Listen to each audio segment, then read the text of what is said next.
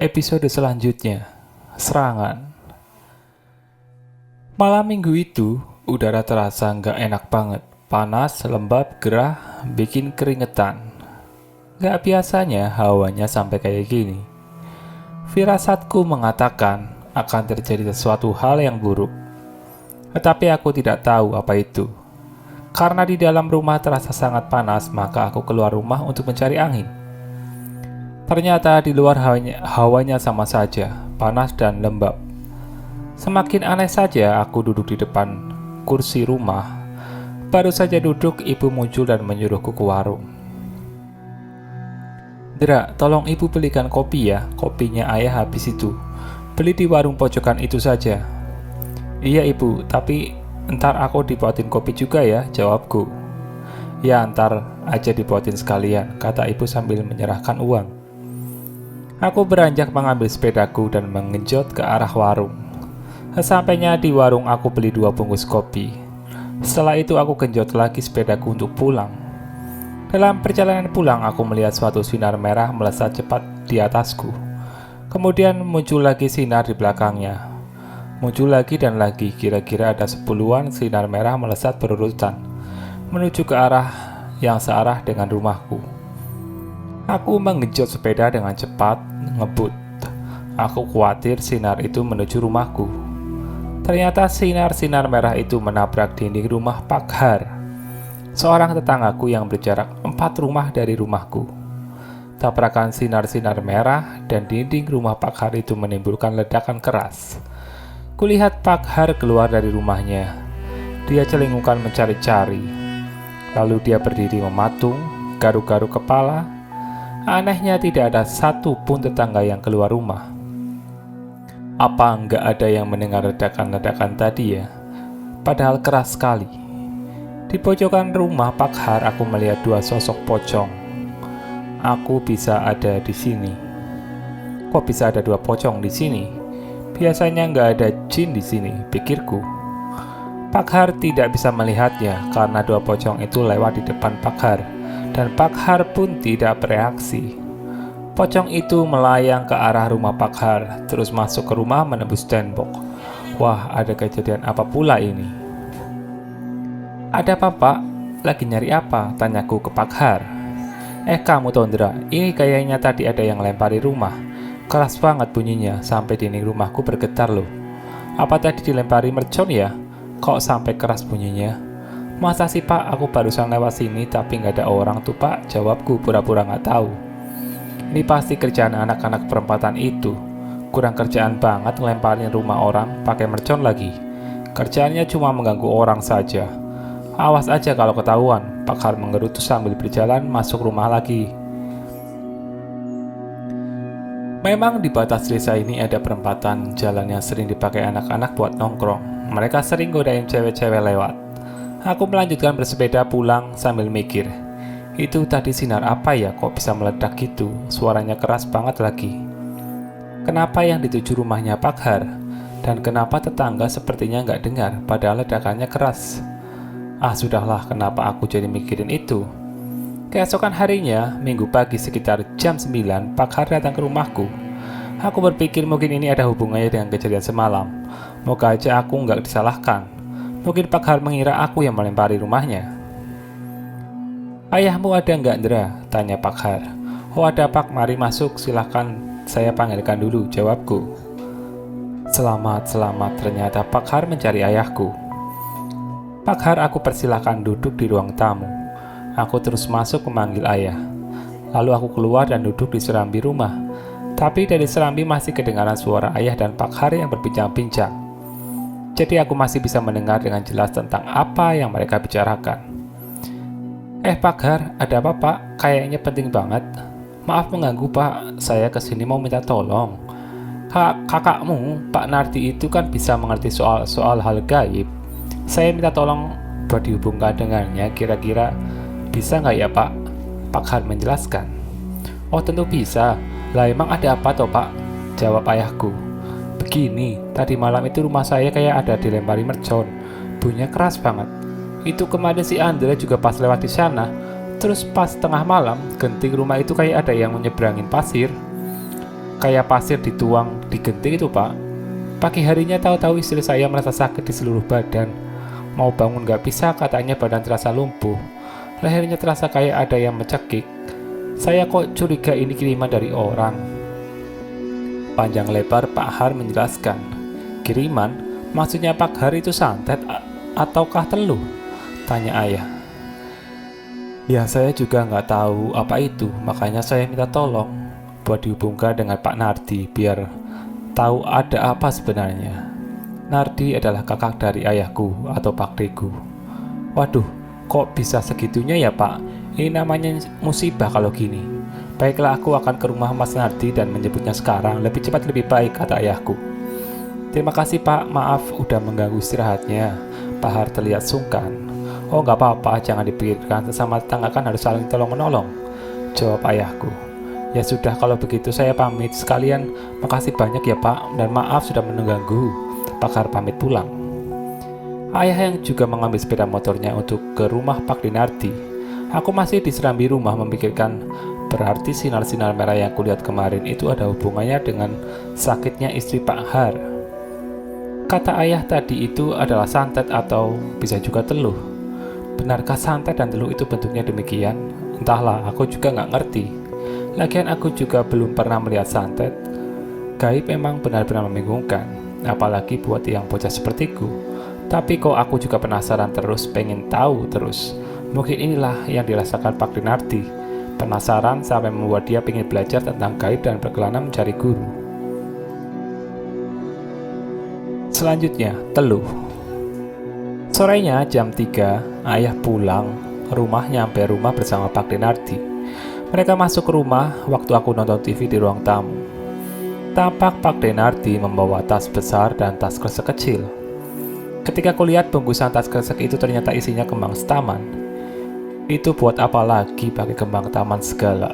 Waktu itu aku emang belum ngerti apa-apa. Kami ngobrol bertiga di ruang tamu. Ternyata nanti malam Pak D berniat membantu tetanggaku yang kena musibah gaib itu. Makanya dia membawa tas besar yang entah apa isinya. Mungkin peralatan ritual. Berarti kembang itu mungkin juga untuk keperluan mediasi. Ternyata Pak D sudah cerita ke ayah soal kemampuanku. Ayah malah mendukungku untuk mengembangkan kemampuan itu. Katanya biar aku bisa membantu orang yang diganggu makhluk halus. Haduh, ini ayah kenapa malah mendukung ya? Gak ngerti tentang penderitaan anaknya. Pak Demo itu pengen bisa aja harus belajar berguru kemana-mana. Kamu yang dapat dari keturunan malah gak mau. Kalau kamu mau, kamu bisa belajar ke Pak D, kata ayah.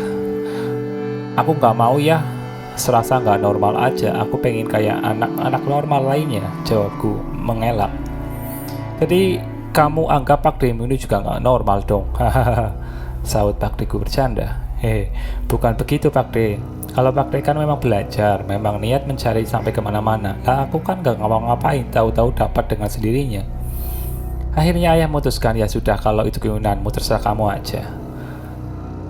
Nanti kamu ikut aku ke rumah Pak Haryendra, tawar Pak D ku. Ayahku menyaut, apa nggak bahaya Thomas? Sudah kamu tenang aja, lagian anakmu itu diikuti jin yang sangat kuat. Nggak mungkin jin itu membiarkan anakmu kenapa-napa, kata Pak D. Apa sedemikian kuat jin yang mengikuti Andra? Apa bisa menjaganya? Tanya ayah masih khawatir. Kamu belum tahu sih, umur jin itu aja mungkin sudah ribuan tahun, jadi nggak disangsikan lagi kesaktiannya. Nanti kamu akan melihatnya sendiri, jawab Pak D. Lah kan aku nggak bisa lihat hal seperti itu. Oh iya ya, jawab Pak D keras sekali. Jam 9 malam Pak Dinardi, ayahku dan aku akhirnya ke rumah Pak Har. Karena jaraknya cuma 4 rumah dari rumahku, maka kami berjalan kaki ke sana. Ternyata rumah itu sudah ramai oleh tetangga yang menonton karena istri Pak Har dari tadi teriak-teriak kesakitan terus. Jadi tetangga pada datang.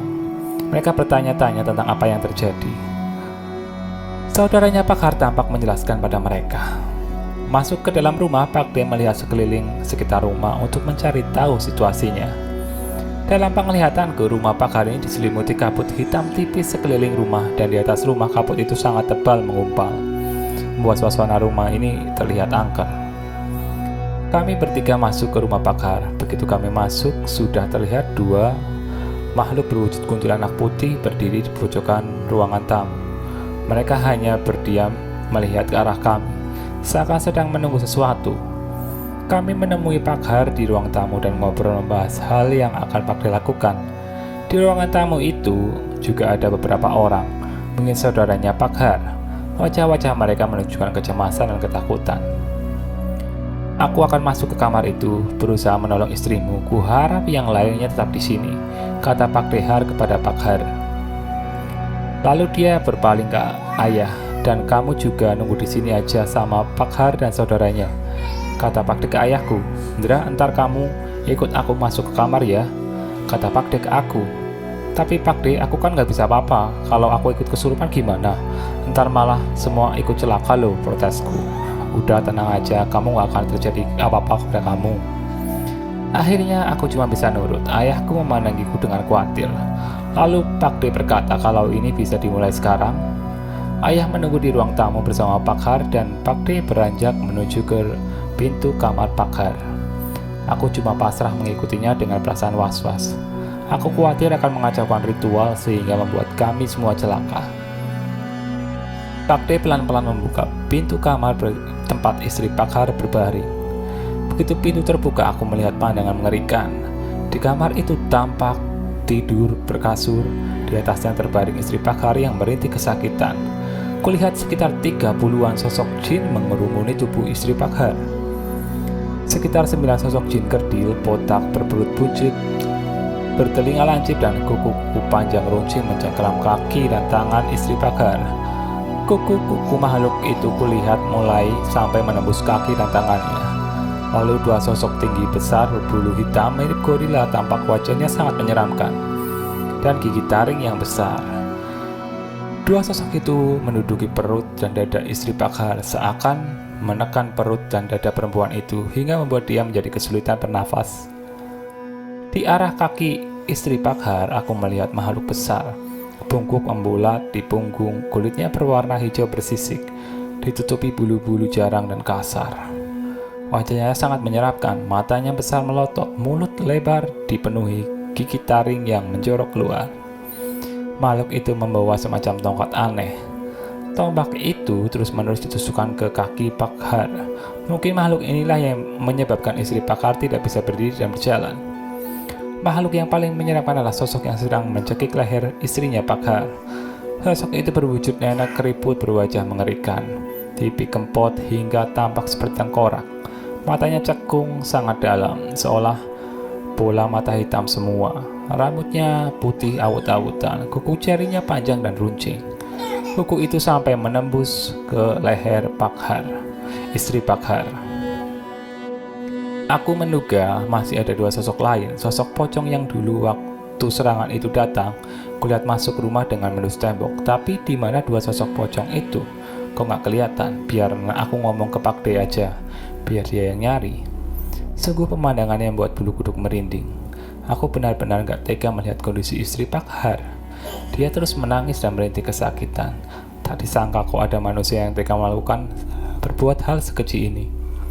Sepertinya pengiriman sudah tidak punya belas kasihan, niat banget mencelakakan si korban.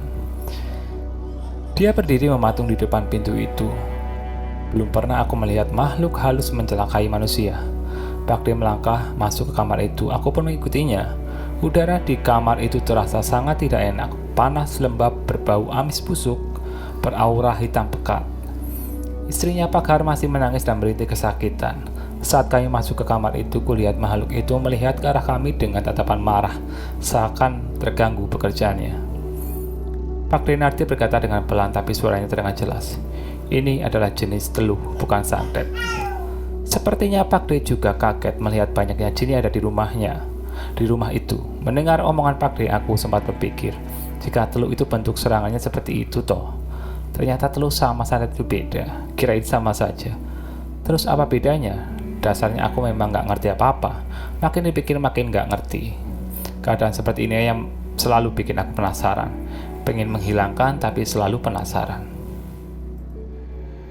Pak D Narti maju ke tengah kamarnya Pak Har. Dia duduk bersila di lantai, mengambil tasnya lalu mengeluarkan baskom, botol berisi air mineral, 3 batang dupa, sebungkus garam, dan kembang setaman. Pakde menuangkan air dari botol ke baskom itu. Kembang stamen juga dimasukkan, kemudian menyalakan 3 batang dupa sekaligus. Dupa itu diletakkan di dekat baskom berisi 3 kembang itu.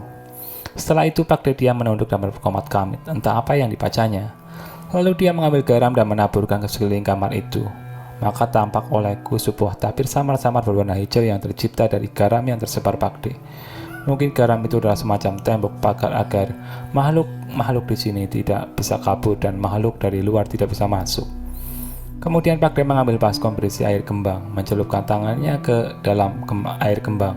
Komat kamit sebentar lalu mencipratkan air kembang itu ke sekitar tempat tidur istri Paghar dan mengenai semua makhluk yang mengerubunginya. Entah apa kegunaan air kembang itu, tapi kulihat makhluk-makhluk kerdil botak itu menjerit bersamaan, lalu menyingkir dari tubuh istri Paghar. Kelihatannya makhluk-makhluk kerdil itu takut dengan air kembang staman tadi. Semua makhluk kerdil berperut buncit itu kabur berlarian ke segala arah. Tapi karena sebelumnya Pakde sudah membuat pagar di sekeliling kamar, maka mereka menabrak tabir pagar hijau yang tercipta dari garam tadi. Pakde maju mengejar makhluk kecil kerdil yang berusaha kabur itu. Dari kedua tangan Pakde muncul cahaya berbedar berwarna hijau. Sinar itu terus memanjang membentuk sepasang pedang. Pakde menyabetkan kedua pedang cahaya itu ke makhluk kerdil itu. Mereka berusaha menghindar dan melawan, tapi mereka tak bisa menghadapi Pakde. Cerita kesakitan terdengar susul menyusul. Sosok-sosok kerdil itu berjatuhan. Semua terkapar dengan tubuh terbelah, bau sangit, dan bau daging terbakar memenuhi ruangan itu. Lalu mereka berubah menjadi asap dan menghilang. 4 makhluk yang tersisa masih bertahan di sana, seakan tidak terpengaruh sama sekali dengan air kembang itu. Mereka memandang tajam ke arah Pakde dengan penuh kemarahan. Pakde melangkah mendekatinya. Ku dengar 2 sosok hitam berbulu itu mengeram-ngeram. Sepertinya mereka sedang berkomunikasi, mungkin lewat batin. Tiba-tiba 2 sosok mirip gorila itu melesat menyerang Pakde. Sementara sosok berwujud nenek dan berkulit hijau itu masih terus menyakiti tubuh istri Paghar. Pakde Narti terkejut melihat serangan mendadak itu. Segera ia bergerak menghindar dan melakukan gerakan silat. Pertarungan 2 sosok mirip gorila itu. Pedang cahaya itu masih ada di 2 tangannya dan dia bertahan dengan pedang itu. Kalau dilihat dari mata awam, maka Pakde terlihat hanya bersilat sendirian dan tanpa 2 pedang cahaya, padahal dia sedang bertarung dikeroyok 2 sosok hitam berbulu, bertarung dengan 2 pedang seperti di film-film. Meski dikeroyok 2 sosok, tapi Pakde terus kerepotan, bahkan mendesak 2 makhluk itu. Tapi mendadak 2 kuntilanak putih yang ada di ruang tamu masuk ke kamar dan ikut menyerang Pakde. Padahal tempat itu sudah dipagari Pakde, tapi ternyata 2 kunti itu sanggup menembusnya. Berarti ilmu kedua kunti itu cukup tinggi. Sekarang posisi Pakde dikeroyok 4 sosok, tapi Pakde masih sanggup mengimbangi gerakan mereka. Bahkan sempat membacok salah satu kuntilanak dengan pedang cahaya yang membuat kunti terlempar jatuh dengan kepala terbelah. Dia berubah menjadi asap dan menghilang. Sosok nenek yang mencekik leher istrinya Paghar mengeram marah dan melesat ikut menyerang Pakde. Ditambah 2 sosok makhluk berbentuk gorila dan 1 sosok kunti. Jadi Pakde dikeroyok 4 sosok lagi. Kali ini Pakde agak kewalahan, karena semakin dikeroyok ternyata sosok nenek itu ilmunya tinggi. Di satu kesempatan sosok nenek itu berhasil menghantam punggung Pakde dan membuat Pakde terlentang jatuh di lantai. Suatu serangan yang menurutku pengecut karena penyerangan dari belakang. Tapi mereka adalah jin, mana peduli pertarungan mengejutkan kesatria. Aku yang melihat itu langsung berlari karena Pakde dan berusaha membantunya. Pakde baik-baik saja? Tanya aku. Aku baik-baik saja, jawab Pakde. Makhluk itu kuat sekali. Kamu cepatlah menjauh dan berbahaya. Tapi sebelum aku menjauh, keempat sosok itu sudah menyerang lagi. Bahkan aku pun ikut diserangnya. Pakde Narti bergerak menghindar, lalu balas menyerang. Maka terjadilah pertarungan itu. 3 sosok pengeroyok Pakde, sedangkan aku diserang oleh kunti putih yang tinggal 1 itu. Padahal aku buta sama sekali soal silat dan aku nggak tahu cara menghadapi jin. Langsung saja aku terkena hantam di dadaku. Aku terlentang ke belakang, menabrak tembok, lalu mengesot di lantai. Dadaku sesak sekali. Sebelum aku sempat berdiri, sosok putih itu sudah melesat menyerangku lagi. Aku nggak bisa apa-apa, cuma diam dan pasrah menunggu. Tapi mendadak kulihat 2 sinar biru berbentuk sabit melesat dari arah belakangku, terus menghajar sosok kunti yang putih yang sedang menyerangku. Begitu cepatnya sinar itu hingga sosok kunti tidak bisa menghindar. Tahu sosok itu sudah terbelah menjadi 3 bagian, terpotong di bagian dada, pinggang, dan 2 sinar biru tadi. Sosok itu berteriak melengking, berubah jadi asap lalu menghilang. Lagi-lagi bau sangit tercium memenuhi kamar itu. Aku yang masih terkejut cuma bisa diam terbelalak dengan nafas yang ngos-ngosan. Aku melihat di depanku, entah kapan datangnya, tahu-tahu sudah berdiri sosok berjubah hitam, rambut abutan dengan kuku panjang runcing berwarna hitam. Sosok itu berdiri, berkacak pinggang seakan menantang apapun yang di depannya. Tampak asap putih tipis mengepul dari kepalanya. Aku juga merasakan aura yang sangat kuat, yang tadinya tidak kuperhatikan karena dadaku sangat sakit. Aura itu berubah menjadi panas ke dingin, tapi lebih dominan aura panasnya, disertai dengan aura hitam pekat. Demikian kuatnya aura hitam itu hingga seakan menekanku ke arah yang ke depan. Aku yang tadinya sudah merasa sesak karena serangan kunti tadi, makin terasa sesak karena aura itu. Sepertinya aku kenal aura ini. Aku melihat sosok di depanku perlahan menoleh ke belakang dan ke arahku, dan kulihat wajah sangat putih seperti dibedaki, dengan mulut lebar setelinga, bergigi taring, dan mata yang tinggal rongga hitam, bolong kosong bercak darah di bawah mata. Salma berdiri di depanku berwujud kuntilanak hitam. Aura hitam pekat yang dikeluarkannya benar-benar sangat dahsyat, jauh lebih dahsyat dari sebelumnya. Dia menoleh ke arahku seakan memastikan kalau aku baik-baik saja. Kemudian kembali melihat ke depan. Ternyata pertarungan antara Pakde dan 3 sosok makhluk itu sudah terhenti. Keempat sosok makhluk itu mundur, seakan takut kepada Salma. Memang aura Salma jauh lebih kuat dari mereka bertiga. Sosok berwujud nenek itu membuka suara. "Siapa kau? Kenapa kau mencampuri urusanku?" tanyanya kepada Salma. "Kalian telah berani melukai anak ini. Kalian akan mendapat balasan dariku. Aku akan memusnahkan kalian," jawab Salma dengan suara keras dan bergetar, mungkin karena menahan marah. "Kau adalah jin berilmu sangat tinggi. Kenapa mau-maunya diperintah sama makhluk lemah seperti itu?" tanya sosok berwujud nenek-nenek itu. "Ini bukan urusanmu. Aku menjaga anak ini. Kalau ada yang berani mengganggunya, maka dia akan berhadapan denganku. Sekarang terimalah balasan dariku. Bersiaplah untuk mati." Salma melangkah maju hendak menyerang kapan sosok itu, tapi tanpa diduga, sosok berwujud nenek itu mendahului menyerang. Berani sekali dia, jelas-jelas auranya saja kalah jauh. Tapi ternyata kecepatan gerakan Salma jauh lebih cepat daripada gerakan sosok nenek itu. Salma pun melesat mendahului. Aku tidak tahu apa yang terjadi karena kejadian itu sangat cepat. Yang kulihat ketika sosok makhluk itu tahu-tahu sudah terpelentang jatuh di lantai. 2 jin berwujud gorila itu menahan luka sayatan di sekujur tubuhnya, seperti dicacah-cacah oleh pedang tajam. Mengeluarkan darah berwarna hitam, mereka terkapar di lantai dan tak berkutik lagi. Yang terpala adalah sosok nenek itu. Kepalanya hancur dan tubuhnya terbelah 2. Sosoknya langsung berubah jadi asap dan menghilang. 2 sosok lainnya juga berubah jadi asap dan menghilang, entah kabur atau musnah, aku tidak tahu. Tinggal 1 sosok yang masih ada, yaitu sosok besar bungkuk berkulit hijau. Dia berteriak marah, langsung menyerang Salma dengan tombaknya. Terjadilah pertarungan di kamar itu. Setiap kali tombak makhluk itu membentur kuku Salma, terdengar suara ledakan kecil. Tapi ilmu Salma memang hebat, jauh lebih hebat dari makhluk hijau itu. Dia tampak terdesak oleh serangan Salma dan terus mundur menghindar. Mendadak dari tangan Salma berpendar cahaya biru terang.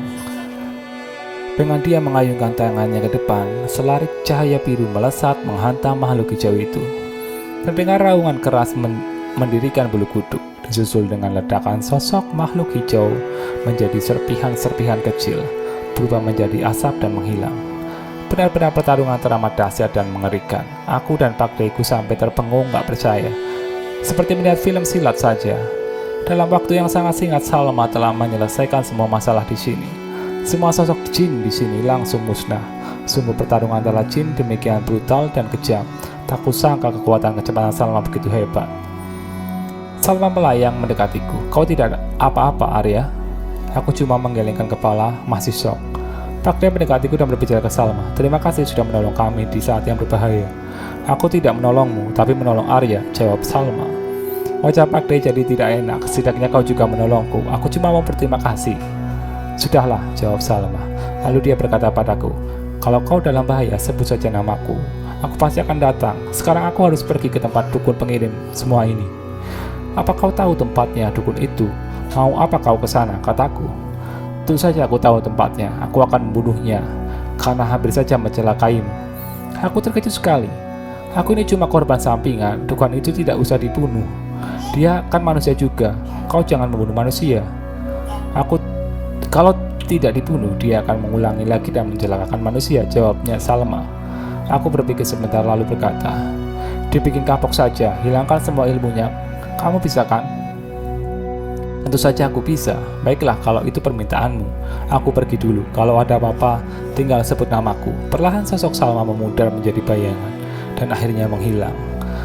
Pak Denardi mendekati istri Pak Har yang terbaring di tempat tidur. Pak De merentangkan kedua tangan ke depan, membuka telapak tangan ke arah bawah, lalu jengkal di atas tubuh Pak Har, istri Pak Har. Tangan Pak De bergerak ke arah kepala, terus sampai ke kaki. Mungkin dia sedang mendeteksi atau menghilangkan aura negatif di tubuh istri Pak Har. Setelah dirasa semua sudah bersih, lalu Pak De mengambil botol air mineral, komat kami sebentar, lalu meminumkan air itu dengan paksa ke istri Pak Har. Pak De, kayaknya masih ada 2 pocong di sini deh, tapi entah di mana, kataku ke Pak De. Apa iya? Kapan kamu melihatnya? Kemarin waktu aku serangan baru datang, aku melihat pocong masuk rumah ini. Sudah, coba aku deteksi dulu. Pak De duduk bersila di lantai, menunduk mata terpejam. Tak lama kemudian berdiri. Sudah nggak ada kok, Indra. Mungkin sudah kabur. Ntar aku kasih pagar biar nggak ada jin yang masuk lagi. Sudah bersih ini. Oh ya sudah kalau begitu, kataku lega. Setelah selesai, Pak De memberesi peralatannya dan memasukkan ke tas. Aku ikut membantu, lalu kami keluar kamar dan menuju ke ruang tamu. Di sana sudah ada Pak Har dan saudaranya, dan juga ayahku. Mereka tampak menunggu dengan khawatir. Aku duduk di kursi dekat ayahku. Sementara Pak De terus melangkah keluar rumah, mungkin mau memagari rumah ini. Sekitar setengah jam kemudian Pak De masuk lagi dan duduk di sebelahku. Pak Har dengan tidak sabaran bertanya Pak De, bagaimana hasilnya Pak? Apakah istriku baik-baik saja? Sudah amankah? Sudah aman. Semua terkendali. Ini juga karena Andra. Kita juga harus berterima kasih kepadanya. Semua mata di ruangan tamu itu melihat ke arahku dengan sangat heran dan penasaran. Aku cuma nyengir salah tingkah. Kok bisa Andra? Bagaimana ceritanya Mas? Tanya ayahku. Ada temannya Andra membantu kita dan dialah yang paling berperan dalam pembersihan ini. Teman? Teman yang mana? Siapa namanya? Tanya ayah semakin bingung. Kamu tanya saja ke dia, kata Pak De sambil tertawa, lalu berpaling ke arahku sambil mengedipkan matanya. Bangsa jin ya? Kataku menjawab pertanyaan ayah dan ayahku cuma manggut-manggut. Pak De melanjutkan omongannya. Yang terjadi tadi tidaklah penting. Yang penting alhamdulillah istrimu selamat dan sudah aman sekarang, kata Pak De. Alhamdulillah, terima kasih Pak Nardi, kata Pak Har. Pak Nardi tahu siapa yang mengirim santet ke istri saya. Itu bukan santet tapi teluh, jawab Pak De. Mengirimkan jin untuk mengganggu, melukai manusia yang membuatnya menderita. Nggak bisa bangun dari tempat tidur, nggak bisa beraktivitas apapun, sampai akhirnya korban mati pelan-pelan, jelas Pak De. Lalu ia melanjutkan, apalagi teluh yang lebih kejam, menyuruh jin untuk menculik dan membawa pergi sukma si korban dan mengisi raga si korban dengan jin lain. Korban tampak biasa saja, tapi sifat-sifatnya berubah. Karena itu bukan sukmanya sendiri, tapi jin yang mengambil alih tubuhnya. Semua manggut-manggut sambil bergidik ngeri mendengar penjelasan Pak De. Lalu Pak De meneruskan lagi. Mengenai pengirimnya, tidak usah dipikirkan, saya sudah tahu, tapi tidak akan kuberitahu. Dia adalah pesaing bisnis Pak Har. Nanti dia pasti akan mendapat balasan yang lebih. Pak Har adalah usahawan di bidang konveksi. Dia sangat sukses, pemilik pabrik konveksi dan beberapa toko butik. Istrinya Pak Har yang mengurusi butik-butik itu, hingga dia yang menjadi sasaran teluh. Mungkin dia punya saingan di butiknya. Setelah semua mengerti penjelasan Pak De, kami semua dipersilahkan untuk pindah ke ruang makan dan dipersilahkan untuk makan sepuasnya. Di meja makan sudah berbagai macam makanan dan minuman. Kami berbincang-bincang sambil menyantap makanan. Sekitar jam 1 dini hari, kami pamit pulang. Pak Har memberi amplop ke Pak Denardi, yang aku yakin pasti isinya adalah uang. Aku nggak tahu Pak De menerimanya atau tidak, bukan urusanku. Di luar rumah, Pak Har sudah sepi. Tetangga-tangga yang tadi berkumpul di depan rumah Pak Har sudah pulang semua, karena memang malam sudah dini hari. Aku dan ayahku pulang, dan Pak De ke rumahku. Pakde akan menginap di rumahku karena kalau untuk pulang sudah terlalu larut. Pakde akan pulang besok pagi. Suatu pengalaman yang menegangkan. Baru kali ini aku melihat seorang yang terkena teluh. Pertarungan manusia dengan jin, pertarungan jin dengan jin, penyembuhan terhadap orang yang terkena teluh, dan pengertian tentang teluh dan santet. Semua aku lalui dalam beberapa jam saja.